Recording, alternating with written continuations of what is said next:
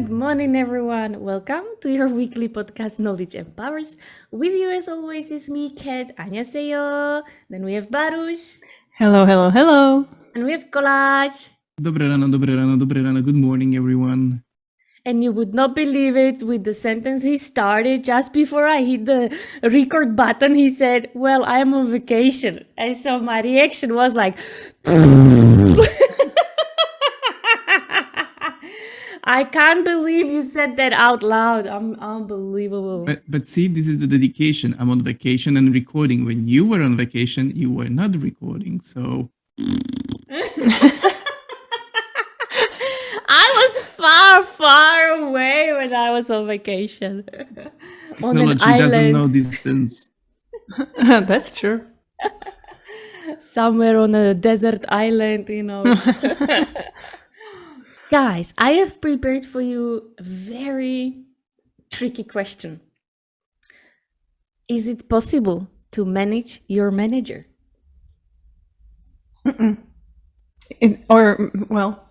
Depends on the manager and depends on you.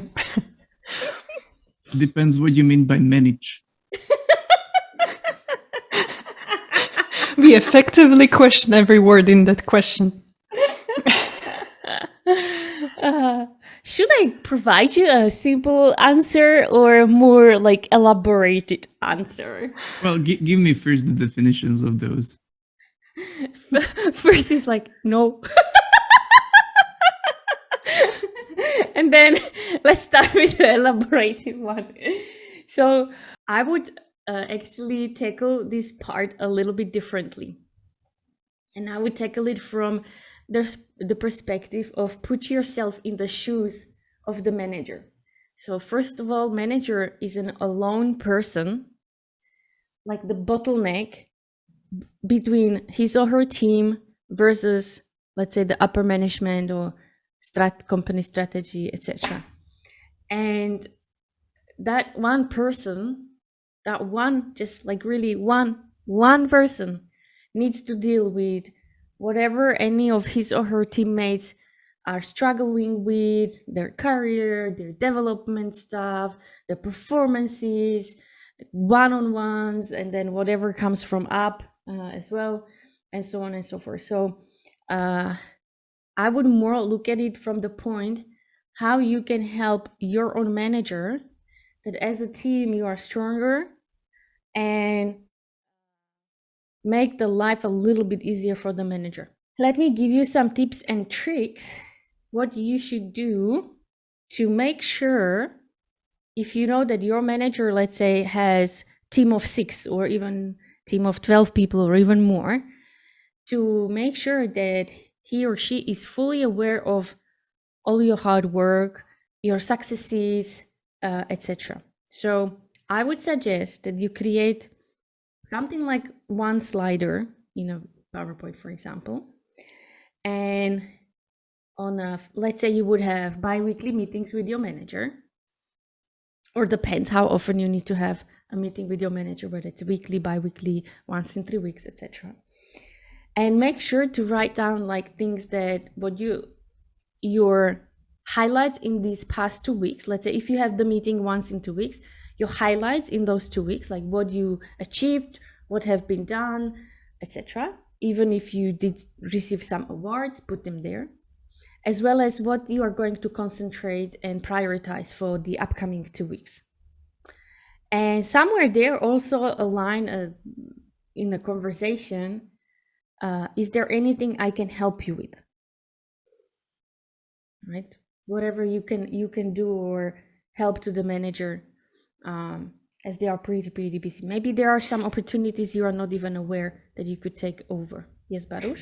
Well, shouldn't it be the other way around? You should, especially if you're a senior, you should probably come to your manager like, hey, this is the stuff that needs to be changed, or we need to...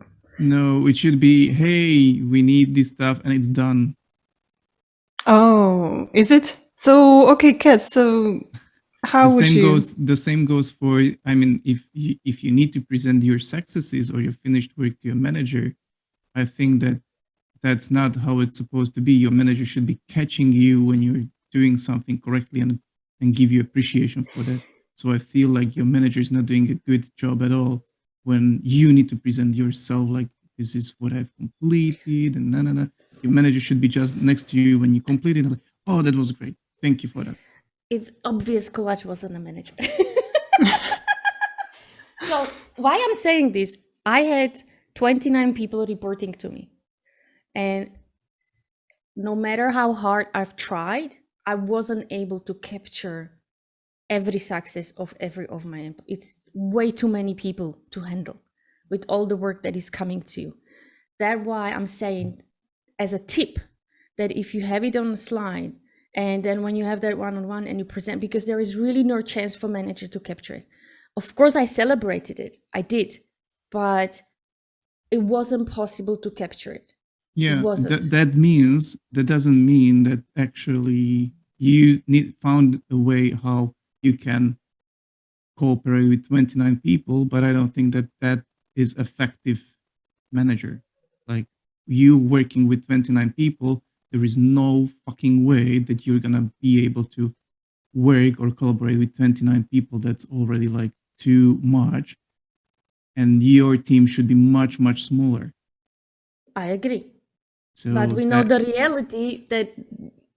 reality many companies have, that one manager has way too many people. then I wouldn't say it's reality. I would say it's that because this way it sounds like this is a good practice for you and go this way because you want to highlight your successes, which is No. like it's a tip for you to bypass a problem. It's not a good practice, you know. So that's the thing here.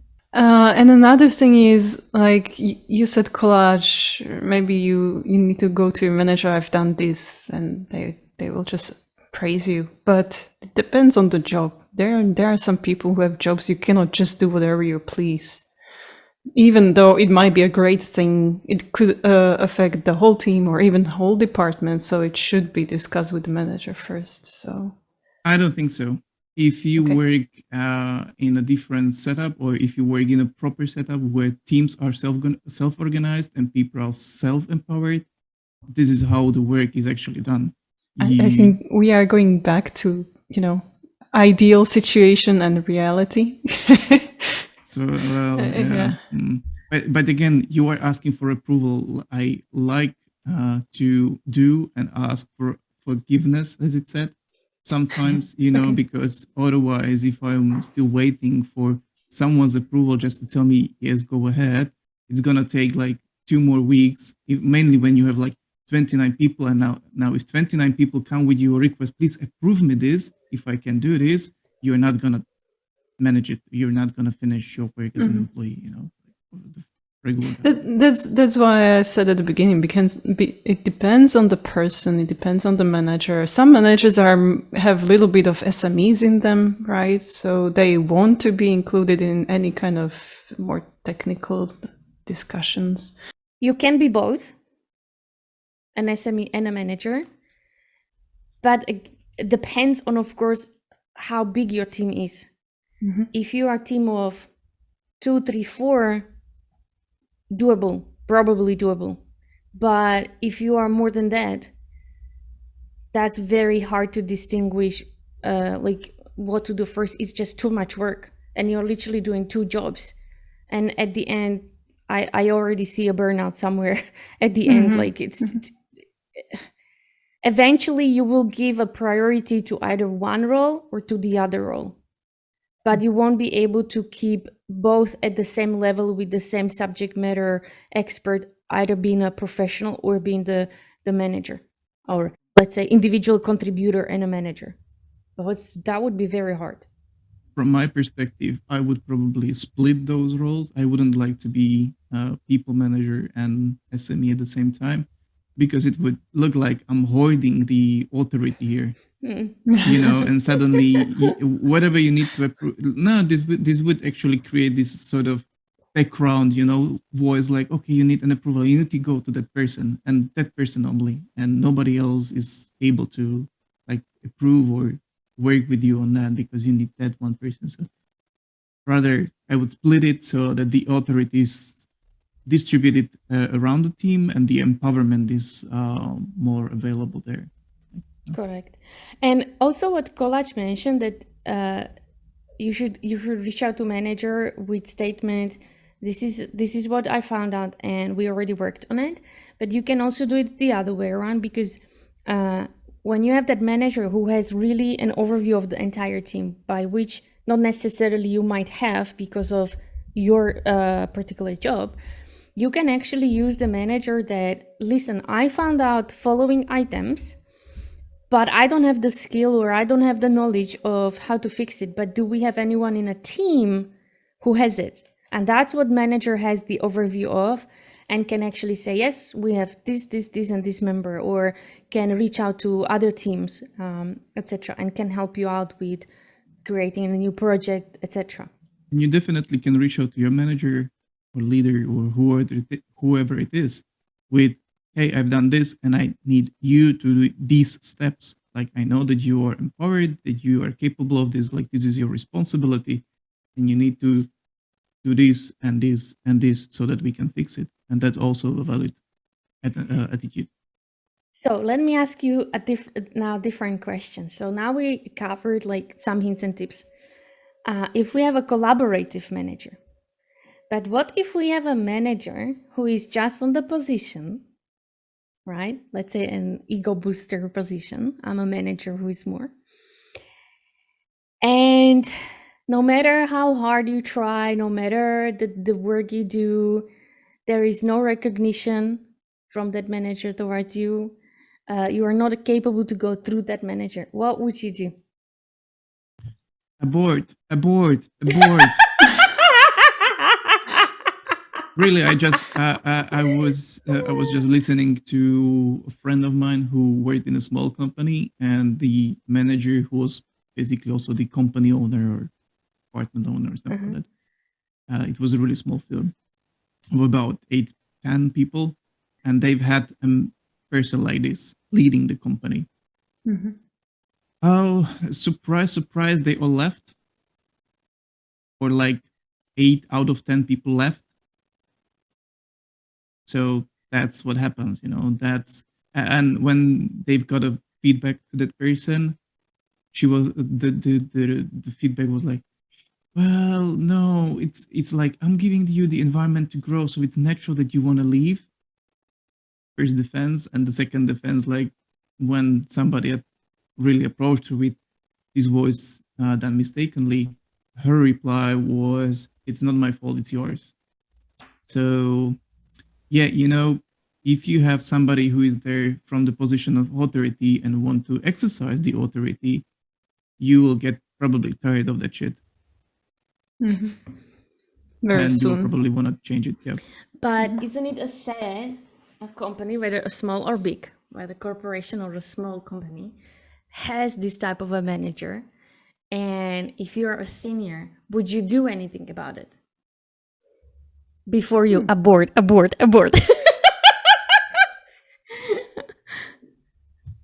It depends on company culture. I've seen companies which can handle that. I've seen companies, I've heard about companies, I've heard the stories where when there was, and it wasn't just the manager, when there was a person hoarding the authority and exercising the power, the company culture actually got around that person and the person was fired or left, either voluntarily or involuntarily. Voluntarily, when they noticed that the environment is not allowing that, they've left voluntarily because they've seen that the values are not there connected. That can happen. That's fine. That's natural. That's okay. Also, seen them left involuntarily when they were like said, okay, you go because we've got 5 to 10 employees on the list, on the HR list, who are going to leave in the next month. If they leave, we won't be able to handle the business. So thank you. Goodbye. That's also possible, but there are also companies who are not able to do that for some reason. The senior leadership or the company culture is actually giving you the environment to keep these people because they are probably in some way highly effective for the company. They are doing something good for the company, although they have low trust. there is also really, really low trust or almost non-trust towards that person. He's doing a good job, and therefore that's why they want to keep them. I've heard that about C-level people as well. The CFO, Chief Financial Officer, was an asshole, and they've kept him because he was doing a good job. So I would agree with the collage. Really check the organization you are within. What is the culture of that organization? Because the normal steps in corporation would be you go to the upper manager, manager of the manager, right? To speak about it. So that manager can work on the skills of the managers. If that person is, let's say, the same, you might go even one step further up, or you can even open an ethic ticket to the ethic committee, just so someone would really deal with it, consider it, etc. But if the whole organization, the whole part is like that, I would do similar what Colette said, abort. And I would either try to go to a different org in the same company, or literally just leave the company. Depends on the how big the company is, right? I would say always judge by how much energy you have within you to fight with or because usually you fight just for yourself, never for the team. Unfortunately, as soon as you try to fight for the team, you would need to be very, very sure that if the topic would be open up, the team would stood up for you. And that's, especially if we take Slovak culture, that's rarely happens. So if so, fight for yourself only. Be selfish, just fight for yourself. And so if you don't have that energy, just abort. Like, go search for different jobs, start going for different interviews, and just leave. There is also a possibility to stay and hate your job and hate the environment there and be there for like a year, maybe overcome a burnout. That's also a feasibility, that's quite easy to achieve. The decision is yours at the end.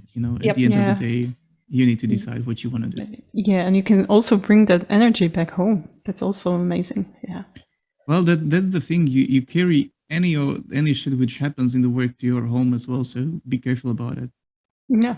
It's very nice. Yeah, like if you live alone, you would just scream at the walls at home. But if you would have like a wife or husband and a little kids, poor family. I would scream out of the window at all the crows here. Especially when there are the constructions happening outside, so you can scream and no one will hear it. Oh my god, we are horrible.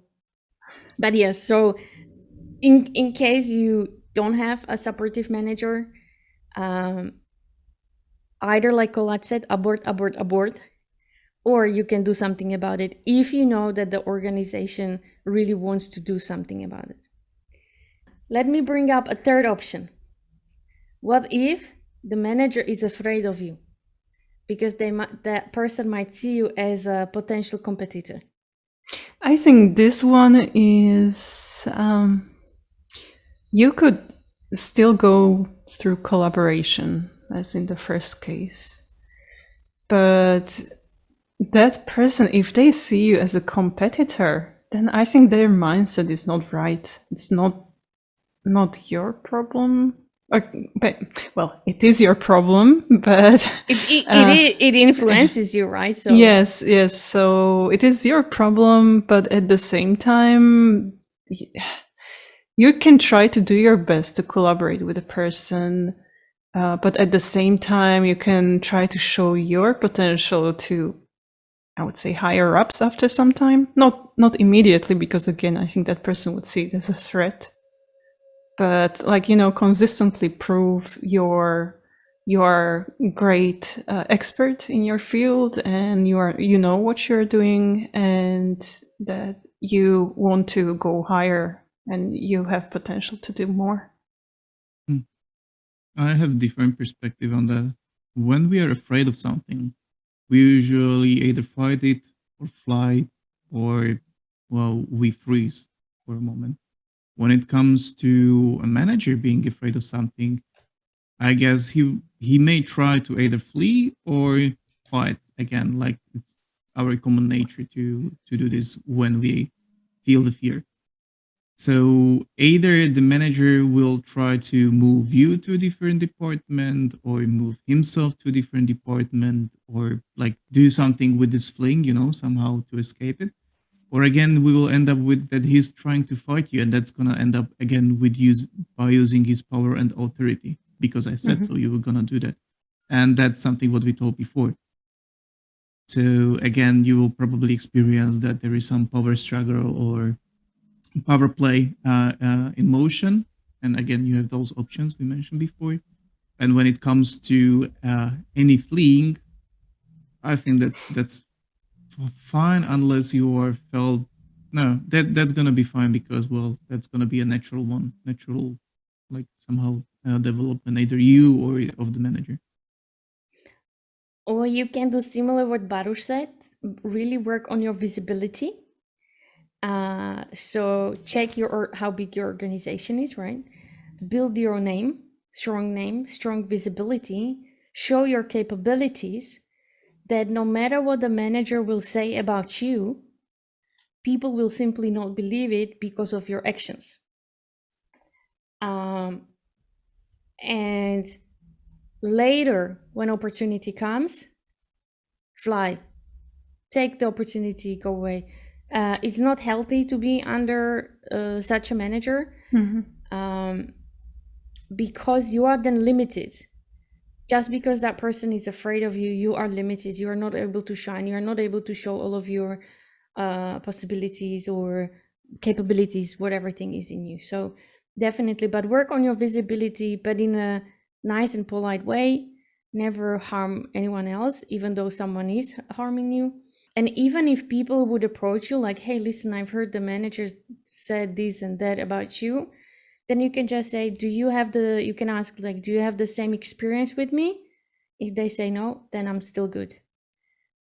I'm good that you have a good experiences with me. Please take that, because you are not able to fight the manager, no matter whatever you try.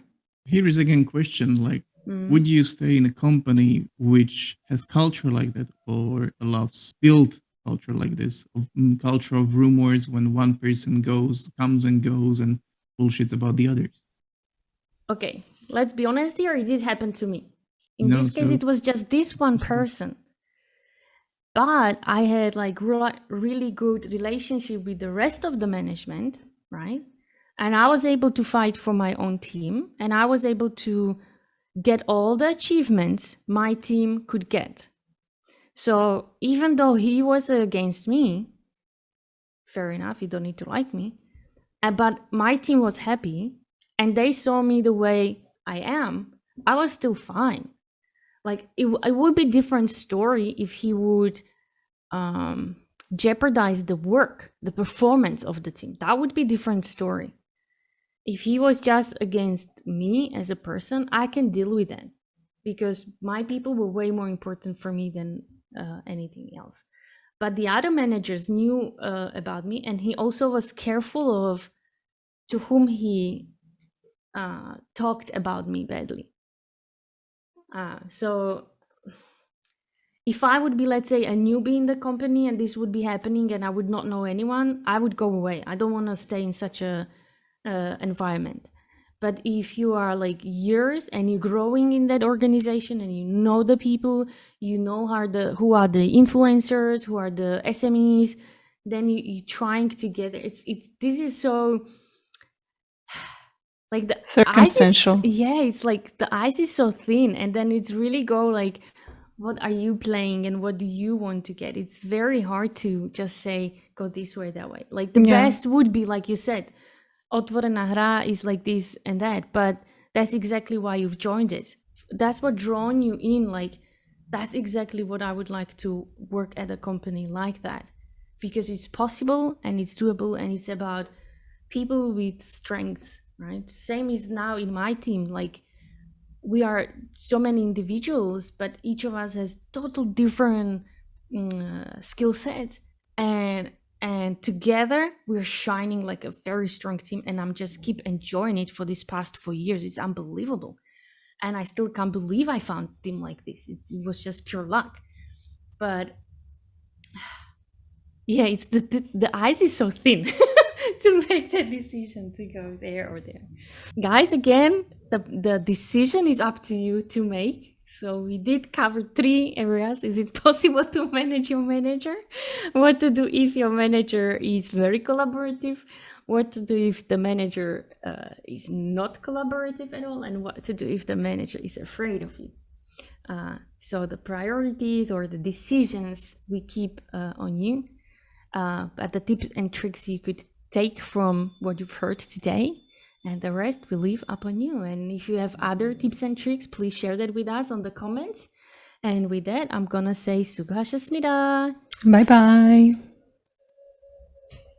Bye-bye. Ciao.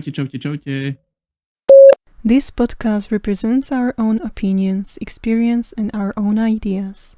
We do not represent any official statement from our employers, and this is not their official channel representing the company.